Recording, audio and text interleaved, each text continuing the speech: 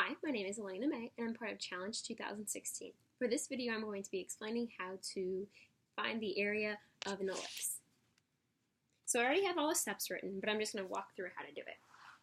So what we start is we have in our equation x over a squared plus y over b squared equals 1. And here I have a picture drawn of an ellipse. And what we're going to do is we're going to find the area of 1/4 of the ellipse from a to b, and then we are going to multiply it by 4. Oops. So first, what we're going to do is we need to solve for y. And how we do that is we subtract this term, bring it over to the other side, take the square root, and we have y is equal to b times the square root of 1 minus x over a squared. We're going to get rid of the a in the denominator, so we multiply it out, and we get y equals b over a square root of a squared minus x squared. Now, we need to account that we're only taking 1/4 of this ellipse, so we need to multiply it by 4. Y equals 4b over a, and this is where we start our integration. From 0 to a, the square root of a squared minus x squared equals dx. And this is our equation we need to integrate. Now, the problem we have is it's really hard to integrate that. So in this green part, I'm going to show you how we use trig identities to substitute. So we have this right triangle here where we have x on the base, square root of a squared minus x squared on the leg, and a is the hypotenuse. And we can check that by x squared plus square root of a squared minus x squared squared equals a squared. And that follows the Pythagorean theorem, so we're good. We find that a cosine of theta equals x, dx equals negative a sine theta, and a sine theta equals the square root of a squared minus x squared. Now, what we're also going to do is we're going to solve for our limits. A equals a cosine theta, so 1 equals cosine theta, so theta equals 0.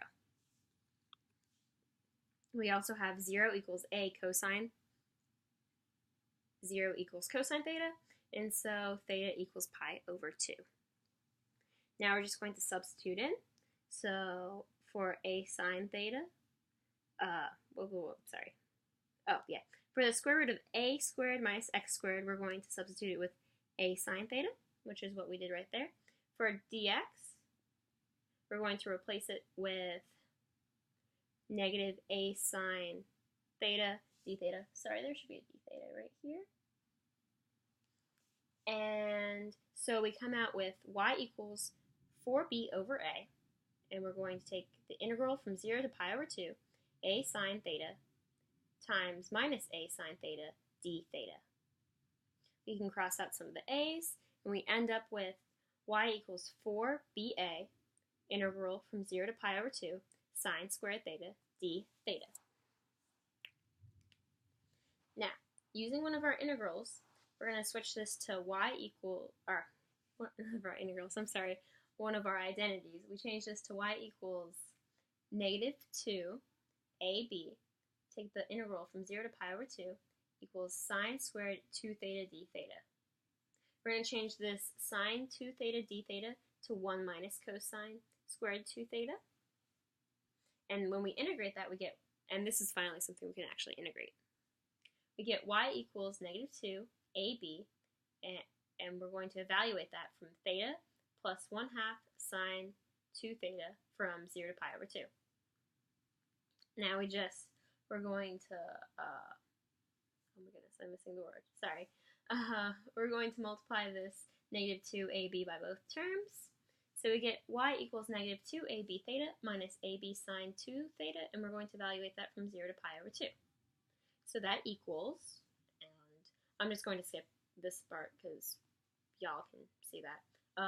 Y equals negative 2 ab pi over 2 minus ab sine pi plus 2ab0 plus ab sine 0. Now, this term is just 0, this term is 0, and this term is 0. So we have y equals negative 2ab 2 over pi. These 2's cancel out. And now we're going to take the absolute value of it. So we see that the area of an ellipse is y equals AB of pi. And that's how you solve it. Bye.